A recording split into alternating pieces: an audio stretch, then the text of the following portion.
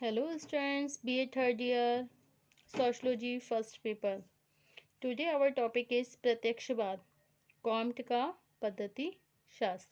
Okay, तो आज हम क्या पढ़ेंगे? प्रत्यक्षवाद मतलब पॉजिटिविज्म मैथोडोलॉजी ऑफ कॉम्टे.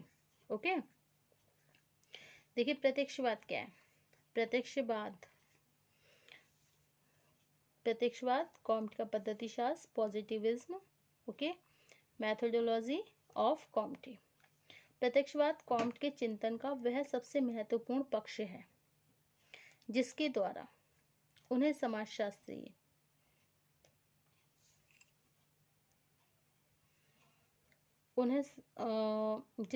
उन्होंने समाजशास्त्रीय अध्ययन को एक वैज्ञानिक रूप देने का प्रयत्न किया. ओके, प्रत्यक्षवाद के जन्मदाता के रूप में कॉम्ट ने इसके आधार पर अनेक अवधारणाएं विकसित की, लेकिन उन्होंने पृथक से ना तो प्रत्यक्षवाद की कोई सुनिश्चित व्याख्या की, ओके, और ना ही इसे एक सुसंबद्ध सिद्धांत अथवा प्रणाली के रूप में प्रस्तुत किया. तो देखिए प्रत्यक्षवाद कॉम्ट की जो चिंतन है उसमें सबसे महत्वपूर्ण पक्ष क्या है जिसके द्वारा उन्होंने समाजशास्त्रीय अध्ययन को एक वैज्ञानिक रूप में देने का प्रयत्न किया है. प्रत्यक्षवाद के जन्मदाता के रूप में कॉम्ट ने इसके आधार पर अनेक अवधारणाएं विकसित की हैं, लेकिन उन्होंने पृथक से ना तो प्रत्यक्षवाद की कोई सुनिश्चित व्याख्या की और ना ही इसे एक सुसमृद्ध सिद्धांत अथवा प्रणाली के रूप में प्रस्तुत किया. ओके, अब देखिए प्रत्यक्षवाद का जो उल्लेख है, प्रत्यक्षवाद का उल्लेख विभिन्न स्थानों पर उनकी दो प्रमुख रचनाएं. प्रत्यक्षवाद का उल्लेख विभिन्न स्थानों पर, ओके, विभिन्न स्थानों पर इनकी दो प्रमुख रचनाएं हैं. कौन कौन सी रचनाएं? The course of positive philosophy और सेकंड है तथा system of positive polity. Okay, इसमें हमें देखने को मिलती है प्रत्यक्षवाद की कितनी रचनाएं हैं? दो रचनाएं हैं. पहली कौन सी? The course of positive philosophy और सेकंड कौन सी? सिस्टम ऑफ पॉजिटिव पॉलिटी में देखने को मिलता है. यह ध्यान रखना आवश्यक है कि कॉम्ट ने पहले सभी सामाजिक विज्ञान दर्शन फिलॉसफी के अधिक निकट थे. ओके, कॉम्ट से पहले सभी सामाजिक विज्ञान दर्शन फिलॉसफी के अधिक निकट थे. उस समय तक किसी ऐसी अध्ययन पद्धति को विकसित नहीं किया जा सका था जिसके द्वारा सामाजिक घटनाओं का वैज्ञानिक रूप से अध्ययन किया जा सके. तो पहले इस तरह की कोई भी पद्धति नहीं थी जिसके द्वारा, और न ही कोई ऐसी पद्धति विकसित की जा सकी जिसके द्वारा सामाजिक घटनाओं का वैज्ञानिक रूप से अध्ययन किया जा सके. मतलब सामाजिक घटनाओं का वैज्ञानिक रूप से अध्ययन नहीं करा जा सकता था क्योंकि पहले इस तरह की कोई भी पद्धति नहीं थी. और प्रत्यक्षवाद की कितनी रचनाएं हैं? दो रचनाएं. कौन कौन सी? The course of positive philosophy और दूसरी क्या है? System of positive polity. तो इसमें हमें ये देखने को मिलता है. ठीक है, और कॉम्ट से पहले सभी जो सामाजिक विज्ञान दर्शन थे, कॉम्ट से पहले भी थे और सभी सामाजिक विज्ञान दर्शन फिलॉसफी के अधिक निकट थे, जो कि दर्शन शास्त्र के सबसे ज्यादा निकट थे. उस समय किसी ऐसी अध्ययन पद्धति को विकसित नहीं किया जा सका जिसके द्वारा सामाजिक घटनाओं का वैज्ञानिक रूप से अध्ययन किया जा सके. ओके, अब नेक्स्ट हम बताते हैं मीनिंग ऑफ द पॉजिटिविज्म, प्रत्यक्षवाद का अर्थ. ओके, तो क्या आएगा? प्रत्यक्षवाद का अर्थ. ओके, अब है हमारा मीनिंग ऑफ पॉजिटिविज्म, प्रत्यक्षवाद का अर्थ. देखिए शाब्दिक रूप से प्रत्यक्षवाद का अर्थ घटनाओं को प्रत्यक्ष रूप से अवलोकन करके किसी निष्कर्ष तक पहुंचना है. ठीक है, शाब्दिक रूप से प्रत्यक्षवाद का अर्थ क्या है? जैसे घटनाओं का प्रत्यक्ष रूप से अवलोकन करना, मतलब प्रत्यक्ष रूप से जो घटनाएं हैं उनका प्रत्यक्ष रूप से अवलोकन करके किसी निष्कर्ष पर पहुंचना है. फ्रांसीसी परंपरा में पॉजिटिव शब्द का प्रयोग एक ऐसे दृष्टिकोण के लिए किया जाता है जो रचनात्मक, निष्पक्ष तथा यथार्थ अवलोकन पर आधारित हो.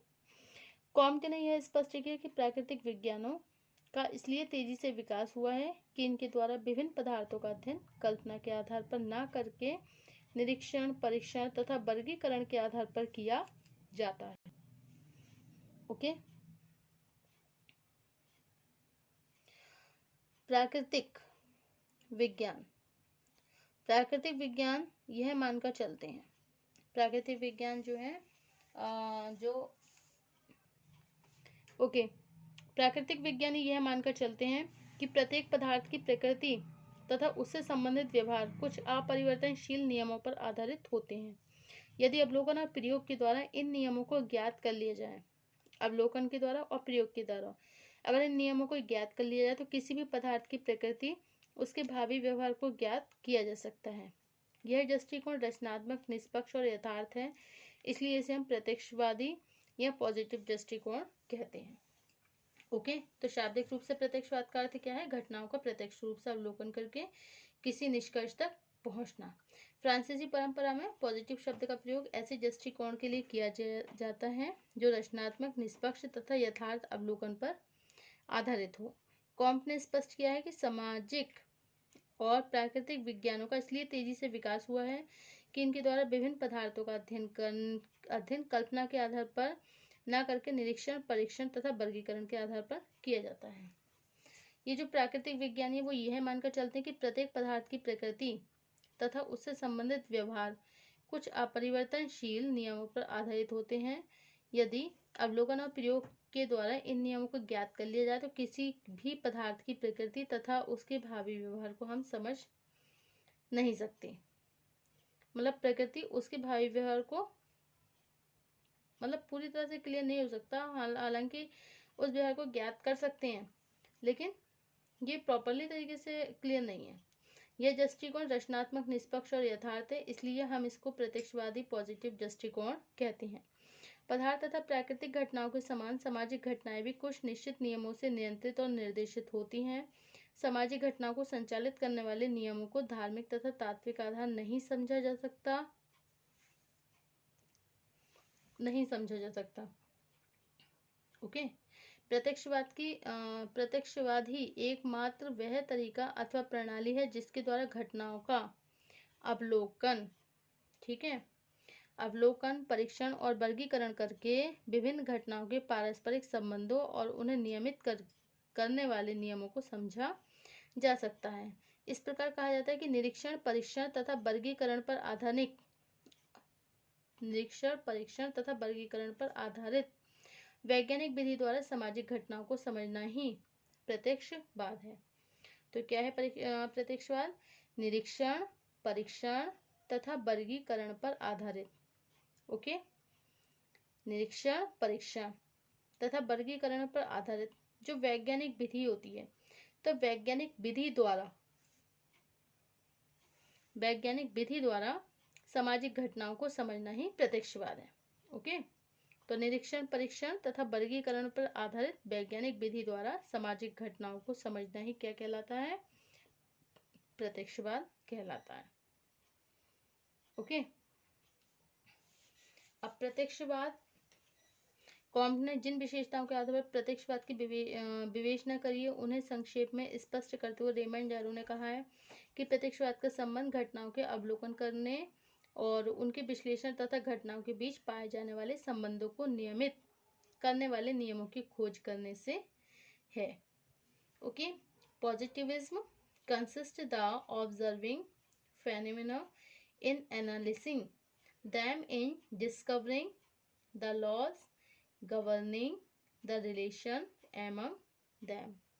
ओके, पॉजिटिविज्म क्या है? तो positivism consist in observing phenomena in analysis them, in discover the laws governing the relation among them. Okay, ये किसने ये जो डेफिनेशन है वो किसके द्वारा है? आर एरन के द्वारा। ओके, रेमंड एरो के द्वारा। तो रेमंड एरो क्या कहते हैं कि प्रत्यक्षवाद का संबंध घटनाओं के अवलोकन, उनके विश्लेषण तथा उन घटनाओं के बीच पाए जाने वाले संबंधों को नियमित करने वाले नियमों की खोज करने से है। ओके, अब डॉक्टर ब्रिजेज हैं, इन्होंने भी इस दशा को एक उदाहरण द्वारा स्पष्ट किया है, प्रत्यक्षवाद की प्रकृति को स्पष्ट किया है। वो कहते हैं यदि किसी व्यक्ति की जहर खाने से मृत्यु हो जाती है तो धार्मिक, तात्विक तथा प्रत्यक्षवादी आधार पर इस घटना की व्याख्या भिन्न भिन्न दृष्टिकोण से की जाएगी। धर्मशास्त्री ऐसी मृत्यु की व्याख्या प्रारंभ, कर्मफल और ईश्वरीय इच्छा के आधार पर करेगा, जबकि तत्वज्ञानी कहेगा जन्म और मृत्यु प्रकृति का शाश्वत नियम है, इसे एक स्वाभाविक घटना के रूप में मान लेता है। इसके विपरीत एक प्रत्यक्षवादी और वैज्ञानिक मृत व्यक्ति का समुचित रूप से अवलोकन करेंगे, परीक्षण के बाद ये स्पष्ट करेंगे कि उस व्यक्ति की मृत्यु का वास्तविक कारण क्या है। सामान्य मृत्यु एवं जहर खाने से मृत्यु में क्या अंतर है। ठीक है, इससे स्पष्ट होता है प्रत्यक्षवाद का संबंध किसी काल्पनिक विश्वास निरपेक्ष विचार से नहीं होता, बल्कि इसका संबंध यथार्थ अवलोकन प्रत्यक्षवाद तथा वैज्ञानिक साइंटिफिक रिलेटिविज्म से है। ओके, वैज्ञानिक सापेक्षता से है इसका संबंध। Is it clear. अब है प्रत्यक्षवाद की मूल मान्यताएं अथवा विशेषताएं। देखिए, प्रत्यक्षवाद का अर्थ से स्पष्ट होता है कि कॉम्प के अनुसार प्रत्यक्षवाद अध्ययन की विशेष पद्धति है जिसका उद्देश्य सामाजिक घटनाओं के अध्ययन को अधिक वैज्ञानिक और यथार्थ बनाना है। प्रत्यक्षवाद की प्रकृति को समझने के लिए इसकी उन मौलिक मान्यताओं तथा विशेषताओं को समझना जरूरी है जिनका कॉम्प ने अपने विभिन्न लेखों में उल्लेख किया है। तो फर्स्ट है इसमें सामाजिक घटनाएं निश्चित नियमों पर आधारित। प्रत्यक्षवाद की मूल मान्यताएं अथवा विशेषताएं क्या है इसमें। प्रत्यक्षवाद की मूल मान्यताएं मतलब basic assumptions of characteristics of positivism, सामाजिक घटनाएं निश्चित नियमों पर आधारित। सेकंड है यथार्थ ज्ञान पर आधारित। थर्ड है आपका अध्ययन की एक वैज्ञानिक प्रणाली। फोर्थ तार्किकता पर बल। फिफ्थ है धर्म तथा विज्ञान का समन्वय। नेक्स्ट है सामाजिक पुनर्निर्माण का साधन। एंड नेक्स्ट ऐतिहासिक पद्धति पर आधारित। ओके, तो ये सब क्या है, इन्होंने रॉलिन चैमलिस ने अपनी पुस्तक सोशल थॉट में कॉम्प के प्रत्यक्षवाद की मुख्य विशेषता का उल्लेख करते हुए कहा है कि प्रत्यक्षवाद का अलौकिक विश्वासों से कोई संबंध न होने के कारण यह अनिश्वरवादी है। साथ ही इसका भाग्यवाद से कोई संबंध नहीं है। इसका कोई आध्यात्मिक आधार न होने के कारण इसे आशावादी भी नहीं कहा जा सकता। प्रत्यक्षवाद बौद्धिक शक्तियों के अधीन ही मानता है, इसलिए इसे भौतिकवादी भी नहीं कहा जा सकता। Okay, thank you. और कल हमारा टॉपिक होगा नेक्स्ट हर्बर्ट स्पेंसर। ओके।